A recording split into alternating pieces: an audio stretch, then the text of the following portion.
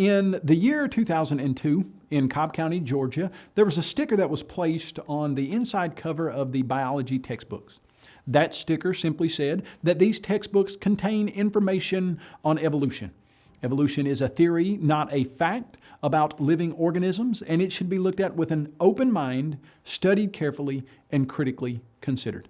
Do you know, if you were to take the sentiments of that sticker and you were to look at the evidences for evolution with an open mind, and you study them carefully and you critically consider them, what you would find is these evidences don't prove evolution at all.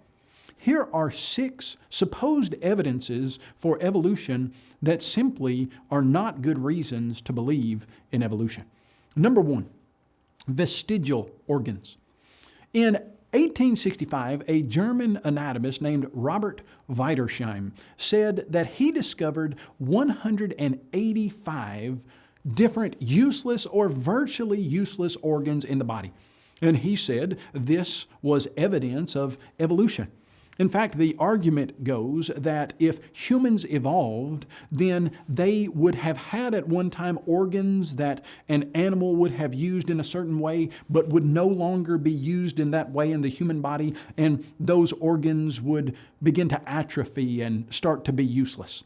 The problem with this vestigial organ idea is that there are 2 reasons it cannot prove evolution. Number 1, if you did have vestigial organs in your body, that wouldn't prove evolution. You see, evolution has to go from a single-celled organism to a human, and you don't need organs that are decaying and atrophying. You need evolution to produce new organs.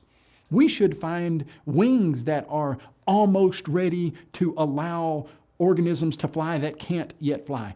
We should find new visionary optical connections in living organisms that don't have them. We should see things adding information, not losing genetic information. And the second problem with the vestigial organ argument is that 185 list of vestigial organs, it began to dwindle very rapidly. When we started looking more closely into them, and it became 180 and then 175. And then, do you know, as we look more into the body, we realize that those vestigial organs were very useful. Many of them extremely useful. Number 2, the idea of homology. We're told that similarity proves ancient ancestry. And what I simply mean by that is we're told that because humans have similar physical characteristics to certain animals, that proves that they evolved from animals. Well, similarity doesn't prove evolution at all. In fact, you could see things that are similar, and you would realize that those similarities are often caused by a common designer. Suppose there were a supernatural intelligent designer, and he created a world where many organisms would need to drink the same water, eat the same kinds of food, walk over the same types of terrain. What would happen? Well, obviously, he would use similarities, similar structures to accomplish his goals. Similarity doesn't prove common ancestry. In fact, similarity argues more for a common creator than anything else. Supposed evidence for evolution number 3, the fossil record. You know what we're told is that you can look into the fossil record and you can find proof that organisms evolved over millions of years. Supposedly we're told that you can find transformational organisms that prove this animal evolved into some other kind of animal. But if you were to take that seriously and you were to go to the fossil record, what you would find is that those transformational fossils are missing on a grand scale. In fact, evolutionist Mark Ridley stated that no real evolutionist, whether gradualist or punctuationist, uses the fossil record as evidence in favor of the theory of evolution as opposed to special creation. Now, why would he say that? Well, he would say that because when you look at the fossil record, you see organisms coming into the fossil record fully formed. You see a stage of stasis where they do not change, and then they go out of the fossil record without evolving into anything else, exactly as the creation model would predict. The fossil record does not prove evolution. Number 4, the idea of mutations. We're told that mutations prove you could get a certain single-celled organism to mutate over multiplied millions of years and bring about new information on a grand scale that, given enough time, you could get a human being.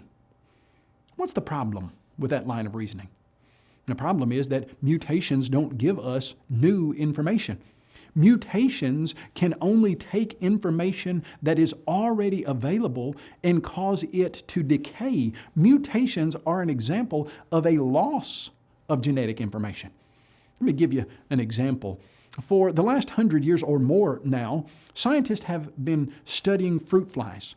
They are great examples of how you can mutate an organism. We have been zapping these fruit flies with radiation and mutating them in chemical ways for more than 100 years now.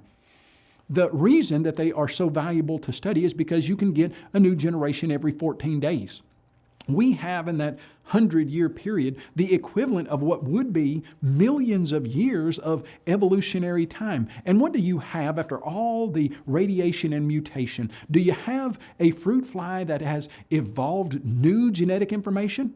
No, you don't. In fact, all you still have is a fruit fly. It hasn't evolved into anything else. Mutations don't prove evolution. That's simply not the mechanism that could get a single-celled organism to a human.